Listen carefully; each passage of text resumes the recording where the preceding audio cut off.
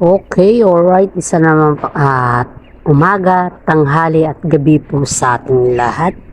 Gusto ko lang po kayong batiin ng mga good noon po at sa mga fans ko din po dyan, sa mga supporters ko din po, sa mga subscribers ko din po, sa mga nanonood po sa aking content. Maraming salamat po. Kayo na lang po yung nagbibigay po sa akin ng saya patuloy po sa aking content. At lalong-lalo na po sa ating Panginoon may kapal dahil nibigyan niya po tayo ng wisdom, knowledge, and understanding dahil sa ating content po. Okay, update po tayo sa Game Pausa ngayon. Okay, update na po. Umpisa na po natin. Ayon po sa aking legit na source po, kinantsawan daw ng lahat ng mga kasama nila si Kim Chiu at saka si Paolo Avellino po. Di ba nag-mall tour po sila at saka nag-tour po sila kung saan po sa California po, di ba? Kasama nila yung mga staff. Habang pala sila yung nagtutour po ay grabe daw pala yung pagkantsaw sa kanya yung mga kasama niya. Halos na iyak-iyak na daw si Kim Chiu sa pagjujuk at saka pangantsaw. Pagkantsaw ba? Yung bang alam mo ba yung binubuli si Kim Chiu dahil parang binubuking ba siya kung ano talaga yung status nila. Tapos sabi daw ni Kim Chiu, malalaman nyo din yan. Wag mo na sa ngayon. Yun daw yung sagot ni Kim Chiu sa kanila. Tapos natuwa na lang daw basta may kasama sila na ayaw ko na lang banggitin kasi mahirap na po. Natuwa na lang daw yung kasama nila dahil po dun Kaya laking gulat ng mga kasama nila dahil sinabi po niya na parang confirm yung mga sinasabi ba. Parang confirm talaga na may special na talaga sila. At ang iba pa dito maraming nagsasabi na nagli-live-in na sila. Marami din nakakakita na pumupunta na si Paolo Avellino sa apartment ni Kim Chiu. Marami na din nakapagsasabi na mismo daw yung sa hotel ni Kim Chiu, mismo daw sa staff dun sa hotel na yun, ay namataan daw si Paolo Avellino na inaalalayan si Kim Chiu. Na dahil ata sa pagod niya, yun yung sinabi. Kasi parang nakamas daw si Paolo Avellino doon kasi nakaupo daw sa sopa habang hinihintay daw niya yung request ni Kim Chiu sa management, parang ganon. Yun yung nasagap namin informasyon. Alam naman ni Kim Chiu yan yung katotohanan dyan kasi si Kim Chiu at saka si Paolo lang naman yung totoong magsasabi dyan Kung ayaw naman nilang aminin, okay lang naman, wala naman tayong magagawa dyan. Pero ang atin lang is yung syempre kailangan din natin malaman dahil nga po idolo po natin sila at alam naman natin na sila din yung inspirasyon natin. May mga ibang buzzers po na nagsasabi po na ayon sa aking source po, may mga ibang buzzers po na nagsasabi po na nilangaw daw tawag dito nilangaw daw yung event nila Kim Chiu at saka si Paolo Avellino sa Florida. Ibig sabihin po ng linangaw ay walang katao-tao. Ang sabi ng isang buzzers po yan. Pero ang katunayan po, sobrang dami ng tao. Halos marami. At saka syempre, kung yung tao sa Pilipinas ay napupuno yung mga mall, of course, doon naman sa Florida, may mga trabaho din yung mga tao doon. Alam naman natin lahat na kung hindi ka magtrabaho, wala kang pera, di ba? Alam naman natin lahat yan. Kaya halos lahat dito po ay nung sinabi na nilangaw daw, siyempre may mga fans tayo na Kim Pao ba tayo? Magagalit ka din. Pero siyempre, hindi tayo magagalit na as in na galit. Parang ma-offend ka lang. Pero ang katunayan naman po is hindi naman nilangaw. Yun lang talaga yung sinabi ng isang buzzers ng Kim Pao na nilangaw.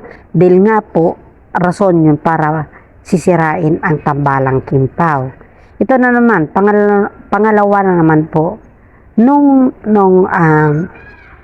sinabi na nilangaw, syempre, si Kim Chiu at si Paolo Avellino ay hindi naniwala.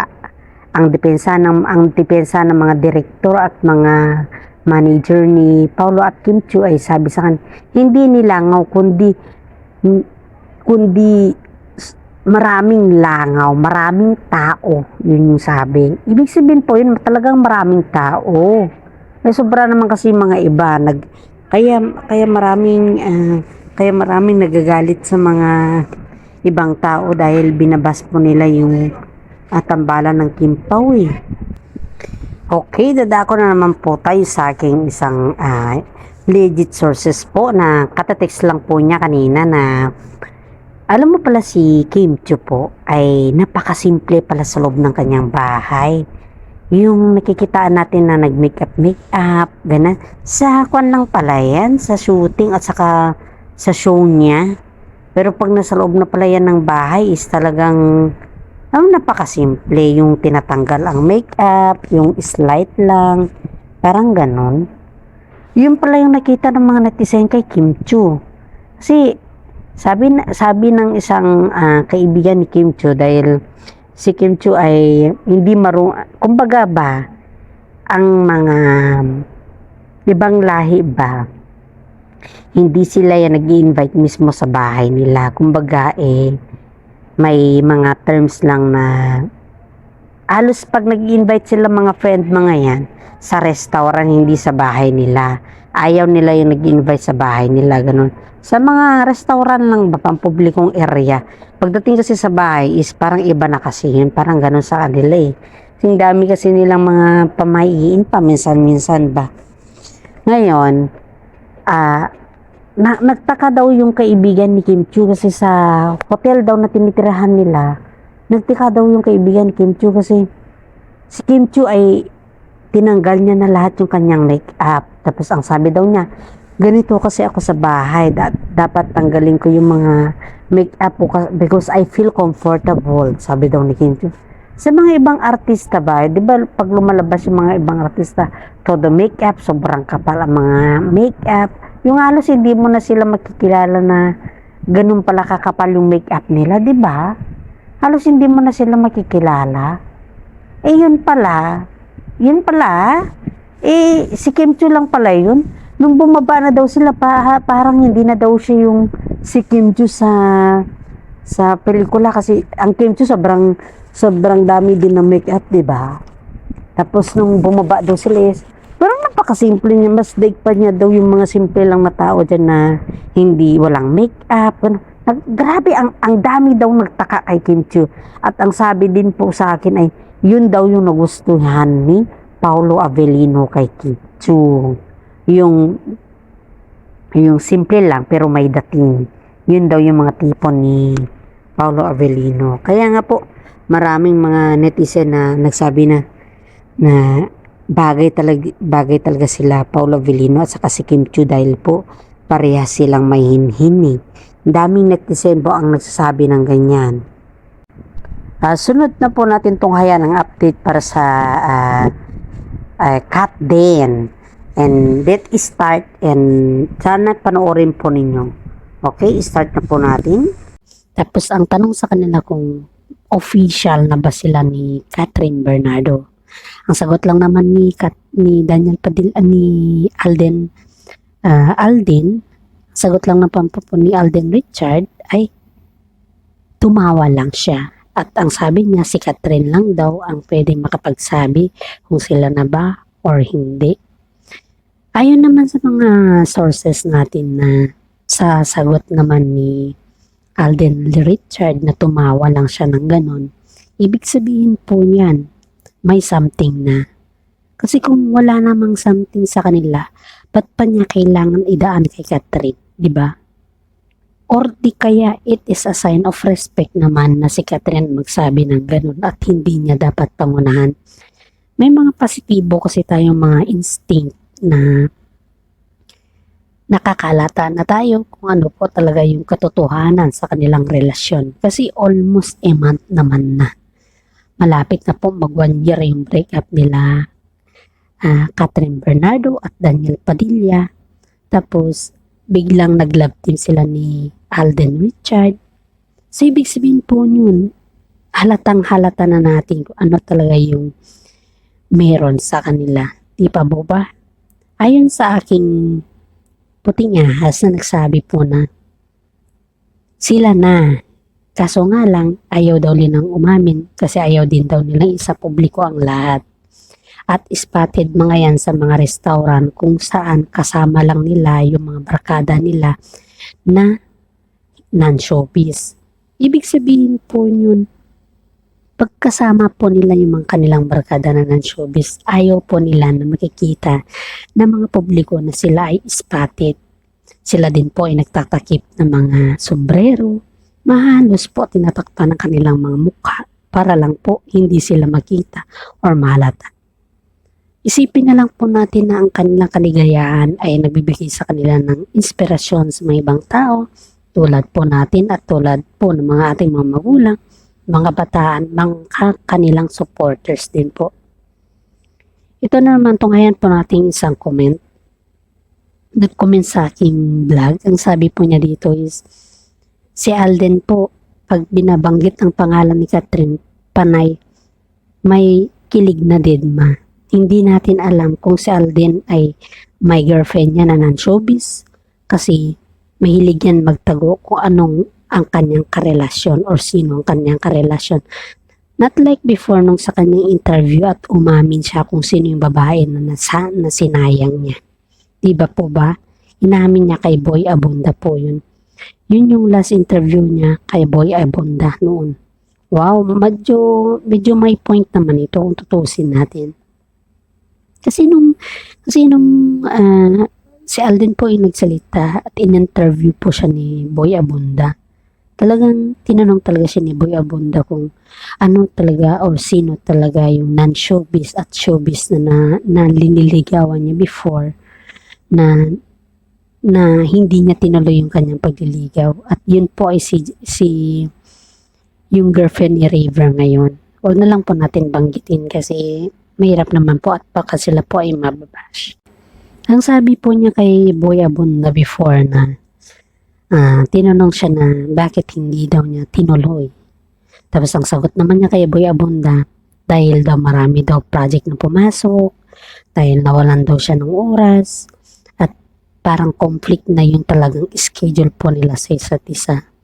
Ayon naman sa mga netizen na nakarinig dun, kung talagang gusto mo may paraan pero talagang ayaw mo, ang daming dahilan. May mga point din yung mga comment na mga netizen paminsan-minsan kasi tama naman. Kung talagang gusto talaga ni Alden noon na ipagpatuloy yung panliligaw, may oras man siya or wala, kung talagang sincere siya noon, edi sila na dapat sa ngayon, di ba? Pero ang iniisip kasi ni Alden, yung career na kung saan yung career po ang nagbibigay buhay sa kanya sa ngayon. Yun po yung isip ni Alden sa ngayon at iniisip din po niya kung ano yung magiging future niya, kung paano po siya maging mag-grow, kung paano po siya dalhin ang relasyon na konti pa ang ipon. Si Alden po isang businessman at isang practical din po kung tutuusin natin. Mas inisip po niya yung kinabukasan niya dahil pag dumating po yung oras na sila talaga at ready na po si Alden, yun na po talaga yung magporsigido at mag-effort na si Alden na manligaw kung sino talaga yung Miss Right niya, Mrs. Right niya. Diba? May pagka-businessman si Alden kung mag-isip at talagang businessman naman si Alden. Ang dami niyang restaurant, ang dami niyang negosyo, halos yung pera niya na nag-umpisa sa kanyang project, inipon-ipon niya yun hanggang sa yun at lumago-lago at lumaki. Nakita naman natin kung paano at gaano nakayaman si Alden sa ngayon. Alam naman natin na she's very humble. She is a very humble at maprosigido sa kanilang pangarap. Sa mga hindi po nakakaalam, si Alden po ay isang breadwinner sa kanilang pamilya. Siya din po ay natutustos sa mga parents niya, mga pangangailangan din po ng mga kapatid niya at marami pa pong iba. May mga charity din po si Alden na about sa mga kids, sa mga bata, ganun. Dahil mahilig din si Alden sa mga charity. Mahilig din po siya sa mga bata. Kaya lahat po yung mga binibigay ni Alden, nung last week po nag-live siya dahil po yun sa foundation niya at charity po niya. At yun po ay hinanapan na naman ng butas si Alden. Nadako na naman tayo kay Catherine Bernardo po. Si Catherine Bernardo sa ngayon ay tuwing lumalabas sila ni Alden at hindi nakikita si Alden, kahit man lang konti lang, hinahanap na ng mga fans kung nasaan si Alden, bakit wala si Alden, at bakit siya lang. Lahat ng mga kaibigan na kasama ni Catherine sa ngayon, sinasabi kasi nalilink na kay Catherine. Dahil nga po, single nga po si Catherine. Alam naman natin lahat na single na po siya. At yun po, ang gusto lang ng malaman ng mga netizen kung talagang sila na ba ni Alden Richard. Yun po yung sabi ng mga ibang tao, mga netizen na nakakakita sa kanila. Nag-holding hands na daw sila yan sa backstage at mga pag-spotted po sila. Talagang very sweet sila. Hindi daw nila alam kung talagang yun talaga si Catherine or may something na sila. Dahil nga umaasa pa rin si Catherine, umaasa pa rin ang mga ibang tao na hindi pa nakaka-move on si Catherine sa ngayon. Ramdam naman ng mga netizen na pinipilit ng Catherine na maging yung nagmo-move on na dahil nga may mga nalilink na babae na kay Daniel Padilla sa ngayon. Pero ang katunayan po, pinipilit ang Catherine na maging masaya dahil nga kailangan niya yun at kailangan niya mag-move on. At yung mga supporters na mga Katniel noon ay talagang hindi nila kayang ibigay si Catherine sa mga ibang tao kaya ni Alden Richard. Kasi alam naman natin na si Alden Richard ay isa din matipuno at gentleman, businessman. Kung sa hanapin mo sa isang babae ay si Alden na nasa kanya na lahat ng katangian. Yun po. Kaya ayaw ibigay ng mga Katniel fans si Catherine kay Alden. Lahat ng mga ginagawa ni Alden, mga pagbabiral, mga bashers, ayun po, sila po yung may gawa. Tingnan mo na lang po yung pagsayaw ni Catherine sa Century Tune at ginawa pang issue. Siyempre, kailangan ni Catherine na gawin yun dahil yun talagang task niya at yun yung pinagawa sa kanya. At ang cute ni Catherine dun hindi siya nasisilipan dun kasi ang kapal ng stake na ginamit niya. At saka napaka-matured yung sayaw niya. Tapos ito naman, binabas pa siya. Diba? Lahat ng ginagawa ni Catherine, palaging may mga bashers talaga.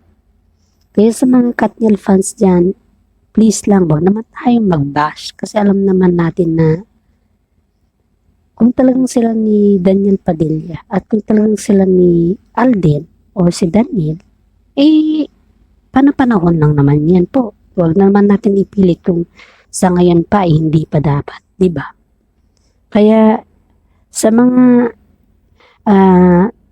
Katniel fans po dyan, please, unawaan na lang po natin ang mga Katniel na bashers ninyo. Dahil alam naman natin may pagka-insecurities pa mga yan, paminsan-minsan.